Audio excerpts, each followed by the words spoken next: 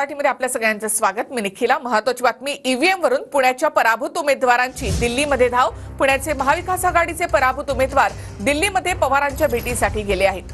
पवारांच्या निवासस्थानी महत्त्वाची बैठक देखील सुरू आहे. या बैठकीनंतर कोर्टात जाण्याचा निर्णय हे पराभूत उमेदवार घेतील. तर ईव्हीएम वरून पुण्याच्या पराभूत उमेदवारांनी पवारांची भेट घेतली आहे.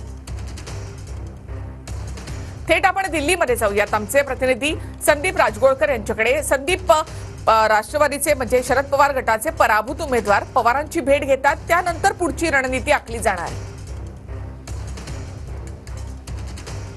अगदी बरोबर आहे निखिला. एक करेक्शन करावं लागेल यामध्ये की हे फक्त पुण्यातलेच उमेदवार नाही तर महाराष्ट्रातल्या वेगवेगळ्या भागातले आहेत. महबूब शेख जे प्रवक्तेपद ज्यांच्याकडे दिलं आहे ते स्वतः होते, सुनील भुसारा होते, राखी जाधव होत्या, त्याचबरोबर आणखी काही 2-3 उमेदवार जे महाराष्ट्रातले होते त्यांनी आज शरद पवार यांची दिल्लीमध्ये भेट घेतली. आपल्याला माहिती आहे की निकाल लागून इतके दिवस झाले तरी सत्तेवर जे लोक आलेले आहेत ती सगळी मंडळी सांगतायत विरोधकांना की अखेर तुमचा जो पराभव झालेला आहे तो आता पचवा किंवा तो मान्य करा. पण तरीही अजून ईव्हीएम बाबत शंका घेतली जाते आणि त्यामुळेच अधिवेशनाच्या निमित्तानं शरद पवार दिल्लीत असल्यामुळे हे 5 ते 6 पराभूत उमेदवार जे आहेत ते दिल्लीत येऊन शरद पवार यांची त्यांनी भेट घेतलेली आहे. त्या भेटीच्या वेळेला खासदार सुप्रिया सुळे देखील त्या ठिकाणी उपस्थित होत्या. आज पवार यांची भेट झाली असली तरी उद्या काही वकिलांशी देखील सल्लामसलत जे आहे ते पराभूत उमेदवार करणार आहेत आणि त्यानंतरच सुप्रीम कोर्टामध्ये त्याबाबतची जी याचिका आहे ती दाखल केली जाऊ शकते. महबूब शेख यांनी दिलेल्या माहितीनुसार पहिल्यांदा शरद पवार यांचा सल्ला घेतला जाईल आणि मग त्यानंतर वकिलांसोबत चर्चा करून काय करता येईल. ईव्हीएमवरून पुण्याच्या पराभूत उमेदवारांनी दिल्लीत धाव घेतलेली आहे आणि आता सध्या त्यांची बैठक सुरू आहे.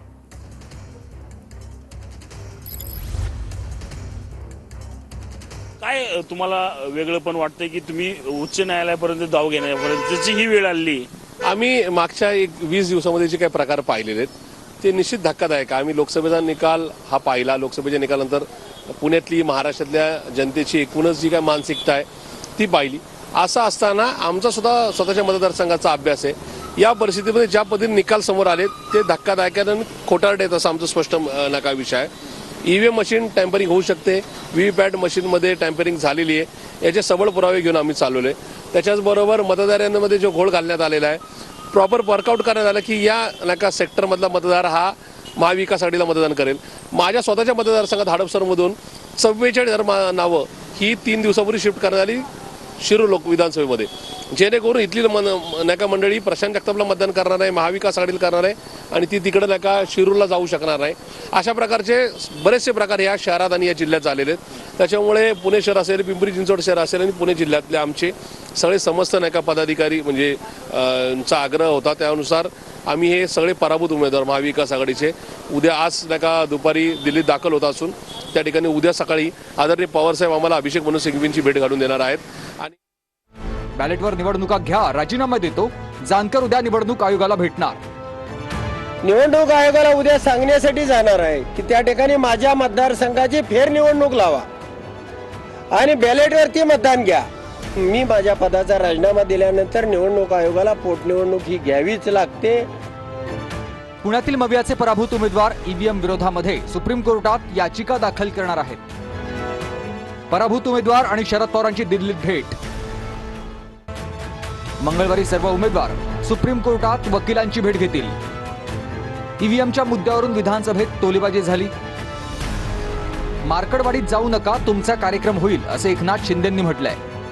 याचा आता कुठं तिकडे मार्कडवाडीला तुमची सगळे गेलेले मार्कडवाडी आता मला कोणीतरी सांगितलं मार्कडवाडीतले बाहेरचे लोक कोणी येऊ नका. मार्कडवाडीवाल्यांनी सांगितलं आम्ही आमचं बघतो.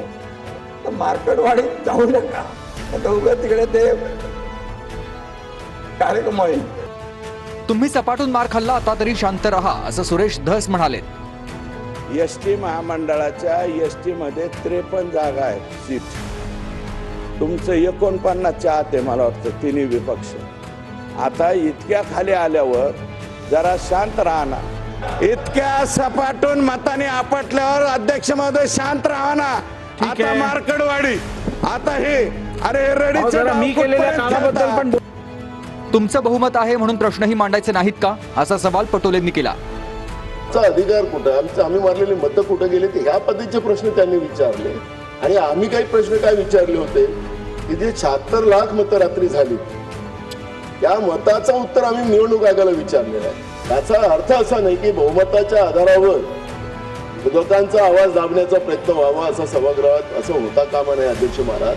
मार्कडवाडी करता आम्हालाही आपलेपणा आहे, प्रेम आहे, जिव्हाळा आहे, पण कारण नसताना एक असा भाऊ करायचा. एक तर कधीतरी लक्षामध्ये घ्या की आपला करेक्ट कार्यक्रम झालेला आहे, त्याच्यामध्ये आपल्याला जनतेने नाकारलेलं आहे.